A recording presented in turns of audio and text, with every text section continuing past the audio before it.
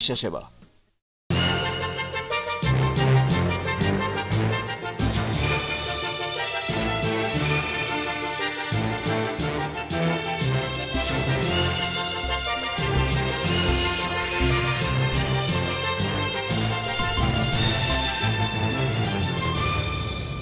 আসসালামু আলাইকুম। সিলেট স্টুডিও থেকে চ্যানেলে সিলেটের খবরে আপনাদের সকলকে আমন্ত্রণ জানাচ্ছি আমি প্রিয়াঙ্কা গুপ্তা। শুরুতেই জানিয়ে দিচ্ছি খবরের শিরোনামগুলো।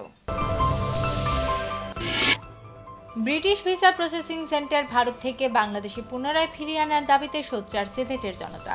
চলছে গণস্বাক্ষর সংগ্রহ কর্মসূচি। যথাযথ ধর্মীয় ভাবগাম্ভীর্য আর রাতভর ইবাদত বন্দেগী জিকির আজকার শেষে আখেরি মোনাজাতের মধ্য দিয়ে সারা দেশের মতো সিলেটেও পবিত্র শবে বরাত পালিত। জগন্নাথপুরে ব্যতিক্রমী অনুষ্ঠান, একই মঞ্চে 4 চেয়ারম্যান প্রার্থী জনতার মুখোমুখি।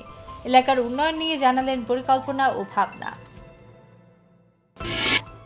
ইউনিয়ন নির্বাচনের প্রচারণায় ভিন্ন মাত্রা, প্রার্থীদের নাম ও প্রতীক যুক্ত করে লোকগানের সুরে গ্রামে গঞ্জে হাটে বাজারে গান গেয়ে প্রচারণা করছেন স্থানীয় বাউল শিল্পীরা। সিলেটে ছাপাখানায় অভিযান চালিয়ে উস্কানিমূলক লিফলেট ও পোস্টার সহ 5 জনকে আটক করেছে পুলিশ। এবং বিশিষ্ট শিল্পপতি ইঞ্জিনিয়ার সৈয়দ মুন্সিফ আলীর অর্থায়নে ছাতকের ঘূর্ণিঝড়ে ক্ষতিগ্রস্ত দুর্গত মানুষের মধ্যে 10 লক্ষ টাকার ঢেউটিন বিতরণ।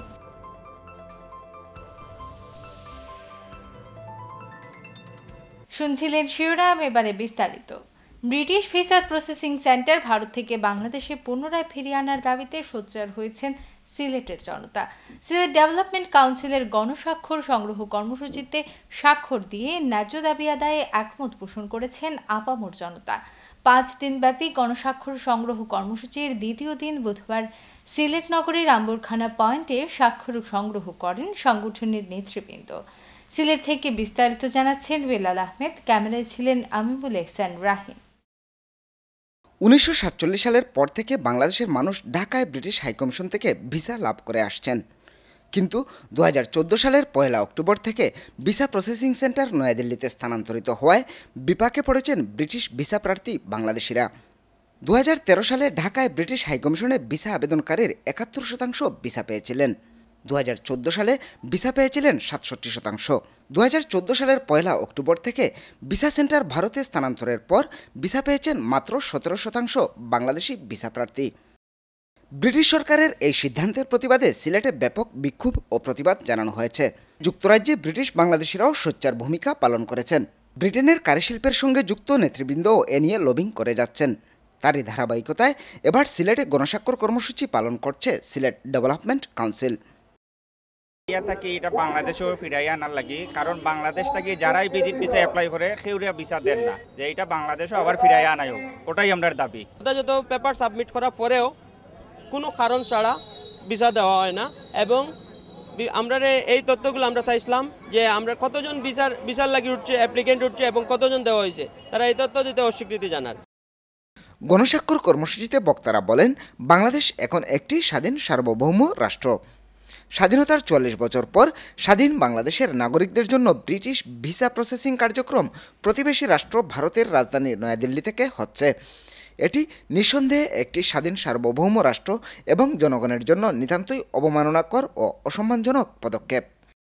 আমরা জাতিরে হেয় করা, আমি চাই যেহেতু আমরা সিলেট তথা সমগ্র বাংলাদেশের অনেক মানুষ লন্ডনে আছেন, রিকনসিডার করে বাংলাদেশে ফিরিয়ে নিয়ে আসার জন্য ব্রিটিশ সরকার আমরা অনুরোধ করছি। সকল মহলের সার্বিক সহযোগিতা থাকলে দেশে ও বিদেশে লিখিত প্রতিবাদ করতে পারলে ব্রিটিশ ভিসা প্রসেসিং সেন্টার বাংলাদেশে ফেরত আসবে বলেও আশাবাদ ব্যক্ত করেন তারা। Belal Ahmed, channel S News, Sylhet. যথাযথ ধর্মীয় ভাবগাম্ভীর্য আর রাতভর ইবাদত বন্দেগী জিকির আজকার শেষে ফজরের নামাজের পর আখেরি মোনাজাতের মধ্য দিয়ে সারা দেশের মতো সিলেটেও পবিত্র শবে বরাত পালিত হয়েছে। শবে বরাত উপলক্ষে সিলেটের শাহজালাল রহমতুল্লাহি আলাইহি ও শাহপরান রহমতুল্লাহি আলাইহির জামে মসজিদে মানুষের ভিড় ছিল লক্ষণীয়। মুসল্লিরা মসজিদে মিলাদ মাহফিল, দোয়া দরুদ ও নফল নামাজ আদায়ের মধ্য দিয়ে এ রাত অতিবাহিত করেন। অনেকে বিভিন্ন মসজিদের বাইরে বসে থাকা শত শত ভিক্ষুককে দান খয়রাত করেছেন। সন্ধ্যার পরে অনেকে কবরস্থানে গিয়ে চিরনিদ্রায় শায়িত আপনজনদের আত্মার মাগফিরাত কামনা করে দোয়া করেন। এদিকে পবিত্র শবে বরাত উপলক্ষে গুরুত্বপূর্ণ মসজিদ ছাড়াও নগরের প্রধান প্রধান রাস্তাগুলোতে আইন শৃঙ্খলা রক্ষাকারী বাহিনীর ছিল বিশেষ সতর্কতামূলক ব্যবস্থা।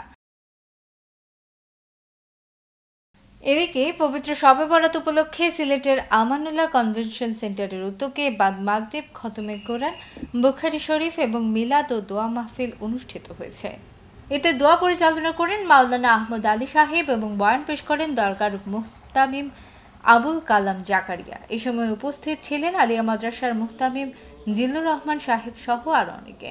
এতে অতিথি হিসেবে অন্যান্যের মধ্যে উপস্থিত ছিলেন Sylhet chamber of commerce and ইন্ডাস্ট্রির সভাপতি সালাউদ্দিন আলী আহমদ, বিসিবি ডিরেক্টর ও সিলেট বিভাগীয় ক্রীড়া সংস্থার সাধারণ সম্পাদক শফিউল আলম চৌধুরী নাদেল সহ আরো অনেকে।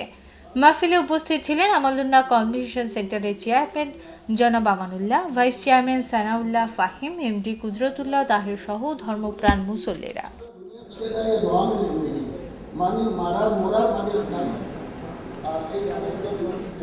জগন্নাথপুরে ইউনিয়ন পরিষদ নির্বাচনের প্রাককালে প্রতিদ্বন্দ্বী চেয়ারম্যান প্রার্থীরা সমবেত হয়েছিলেন এক মঞ্চে। জনতার মুখোমুখি হয়ে চেয়ারম্যান প্রার্থীরা জানান এলাকার উন্নয়ন নিয়ে তাদের পরিকল্পনা ও ভাবনা। প্রার্থীরা জনগণের বিভিন্ন প্রশ্নের জবাব দেন এবং নির্বাচিত হলে দুর্নীতিমুক্ত স্থানীয় সরকার প্রতিষ্ঠার প্রত্যয় ব্যক্ত করেন।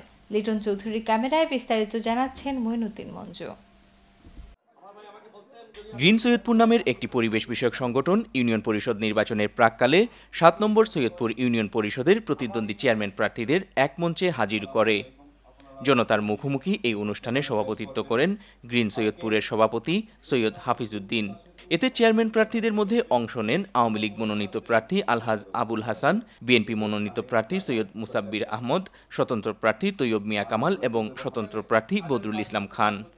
মুখোমুখি অনুষ্ঠানে প্রার্থীরা জনগণের বিভিন্ন প্রশ্নের জবাব দেন এবং নির্বাচিত হলে দুর্নীতিমুক্ত স্থানীয় সরকার প্রতিষ্ঠার প্রত্যয় ব্যক্ত করেন। আমার বিশ্বাস ভবিষ্যতে জনগণ আমাকে ভোট দিলে সর্বজনের প্রতিষ্ঠা সর্বজনের কাছে যাতে গ্রহণযোগ্য হয়, তখন তাদের সকল দায়িত্ব আমার কাছেই করবে। জনতার মুখোমুখি আসলে এটা একটা ভালো উদ্যোগ আমি মনে করি। এভাবে আমি নির্বাচিত হইল মানে জনগণের লইয়া জনগণের মুখোমুখি আমি হয়তো বা মাসে বা 2 মাসে একবার আমি।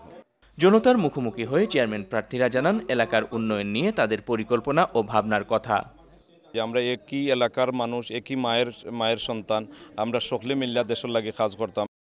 ভবিষ্যতে উন্নয়ন কাজ বাস্তবায়নে চেয়ারম্যানদের জবাবদিহিতা নিশ্চিত করার লক্ষ্যেই এই আয়োজন, জানালেন উদ্যোক্তারা। আগামীতে কিভাবে ইউনিয়ন প্রতিনিধি নির্বাচিত আমরা করব, আর উন্নয়নের জন্য কাকে চয়েস করবে জনগণ, সে লক্ষ্য উদ্দেশ্য নিয়ে আজকে আমাদের।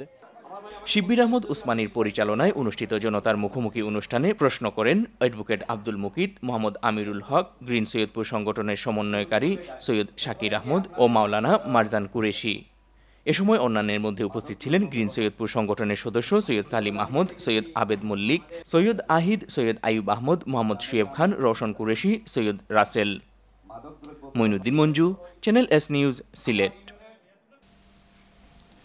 ছাতকের গোবিন্দগঞ্জ সৈয়দীরগাঁও ইউনিয়নের বুড়াইগাঁও গ্রামের জহরা সবর এডুকেশন অ্যান্ড ওয়েলফেয়ার ট্রাস্টের উদ্যোগে ঘূর্ণিঝড়ে ক্ষতিগ্রস্ত চর মহল্লা ও দক্ষিণ খোরবা ইউনিয়নের অসহায় মানুষের মধ্যে চাল বিতরণ করা হয়েছে।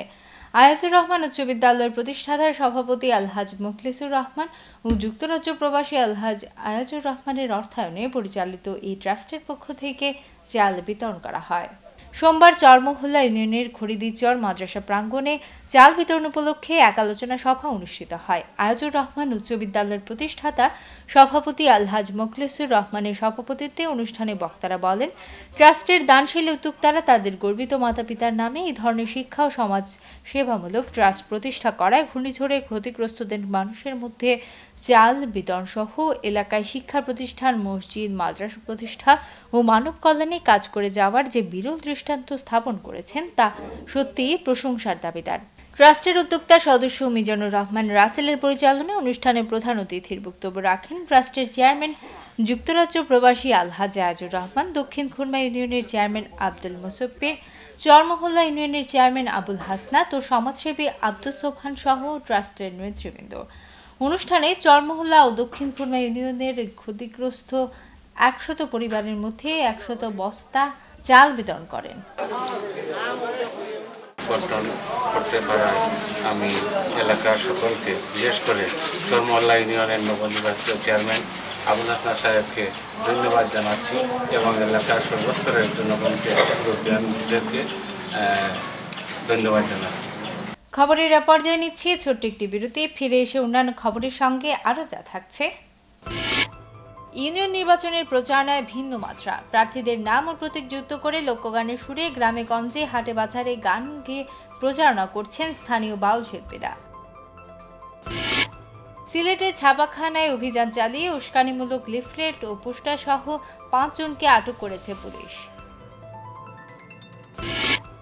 এবং বিশিষ্ট শিল্পপতি ইঞ্জিনিয়ার সৈয়দ মুন্সিফ আলীর অর্থায়নে ছাতকের ঘূর্ণিঝড়ে ক্ষতিগ্রস্ত দুর্গত মানুষের মধ্যে 10 লক্ষ টাকার ঢেউটিন বিতরণ।